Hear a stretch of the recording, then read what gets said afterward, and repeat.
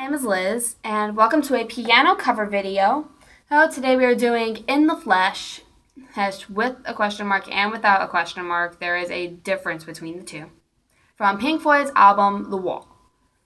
Now a little explanation about The Wall itself. I've already done a cover video from The Wall, with Mother on the acoustic guitar. But this, I felt it more fitting to put it on the piano. Especially because I actually want the most of the full effect to be felt. You'll know what I mean when I start the first In the Flesh. But a little bit about The Wall. The Wall is a concept album telling the story of a fictional character, Pink Floyd. Yep, that's the name. Don't ask me why. It's just the way it is. Anyways, Pink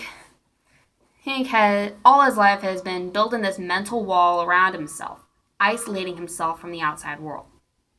His father, due to many things, his father died when he was very young, like probably only a few days old, in World War II, at the Anzio Bridge. Yeah, there's a specific place. If you watch the movie, you'll hear the lyrics talking about it. And then, of course, his mother is extremely overprotective. For those of you who have listened to my Mother cover, you will understand. And of course, his school teachers were extremely strict, and the schools and the teachers that he ended up getting, let's just say they weren't the best. For those of you who have listened to Another Brick in the Wall Part 2, then you will know what I'm talking about. Of course, which I assume would be a lot of people.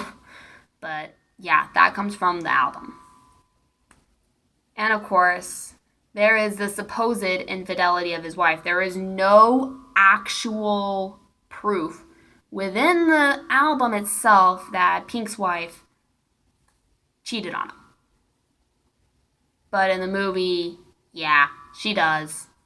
That's the way it ended up doing in the Alan Parker film.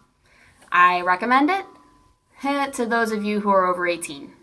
Those of you who are under 18, if you want to watch it, I warn you, it is rated R for a very good reason.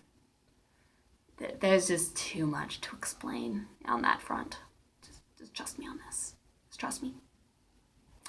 Anyways, and so at the middle of the album, in the middle of the movie, Pink Floyd's Wall is complete.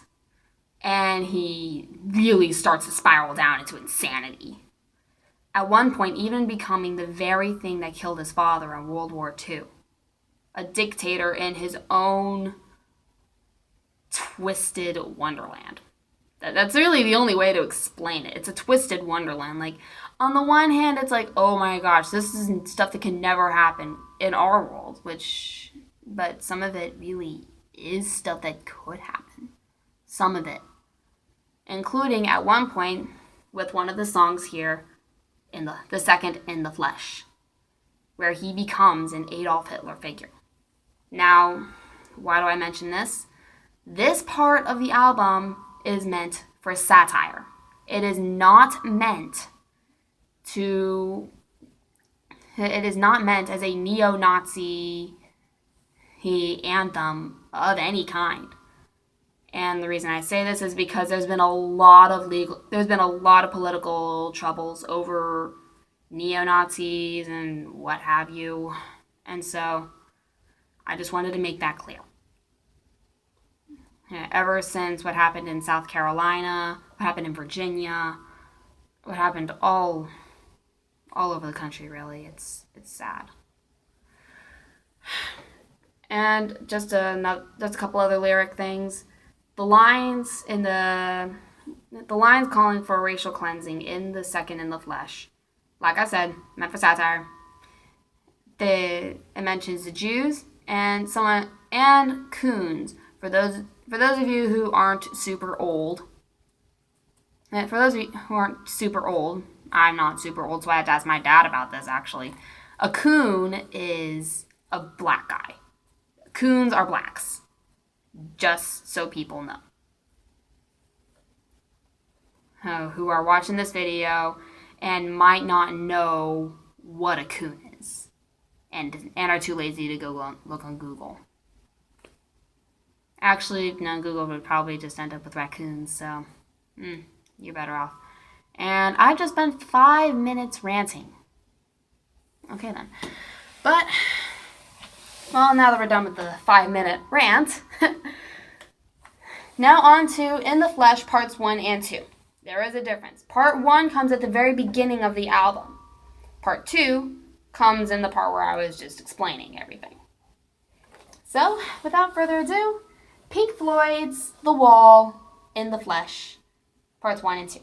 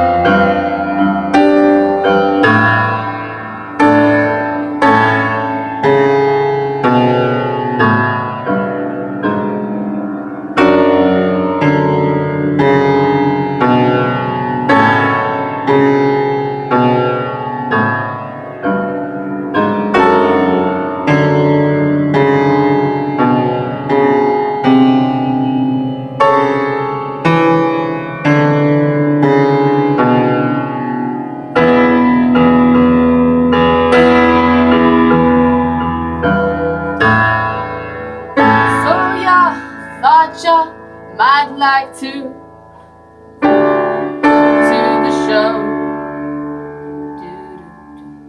to feel the warmth of confusion that spits cadet glow. Tell me, is something eluding you, sunshine? Is this not what you expected to see? If you're find out what's behind these cold eyes, you'll just have to claw your way through this disguise.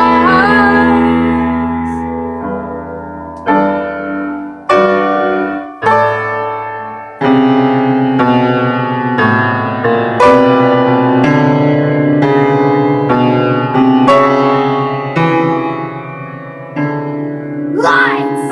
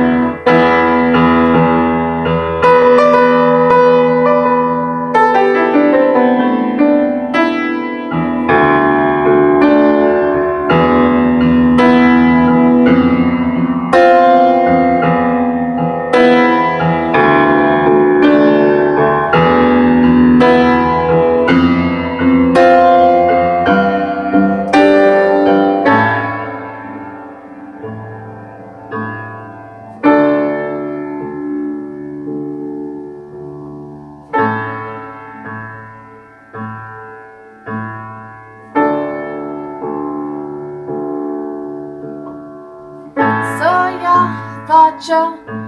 Might like to go to the show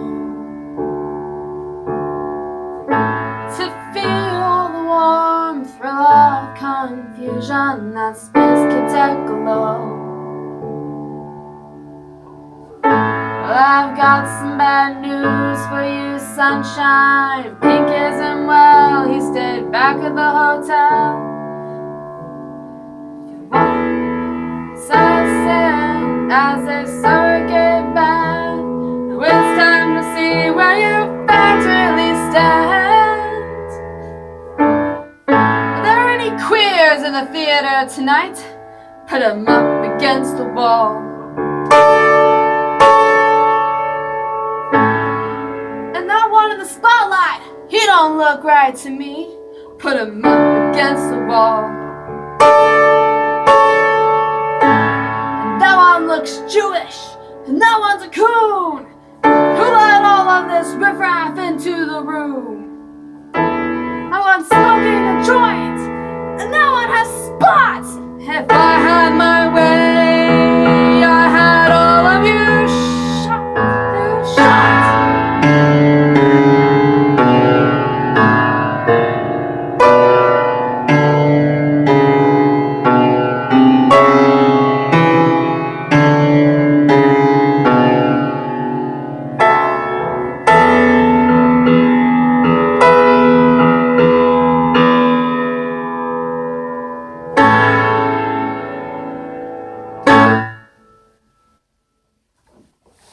Alright, everyone, that was In the Flesh parts 1 and 2.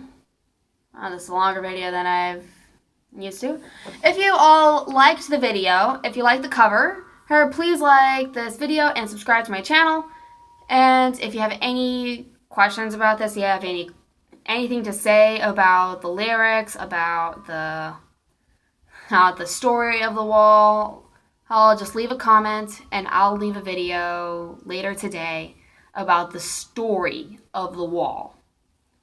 And I'll see if I can pull a video up on my laptop so I can show you guys. So I can also play a little bit of the music for you guys while I'm telling you the story of the wall.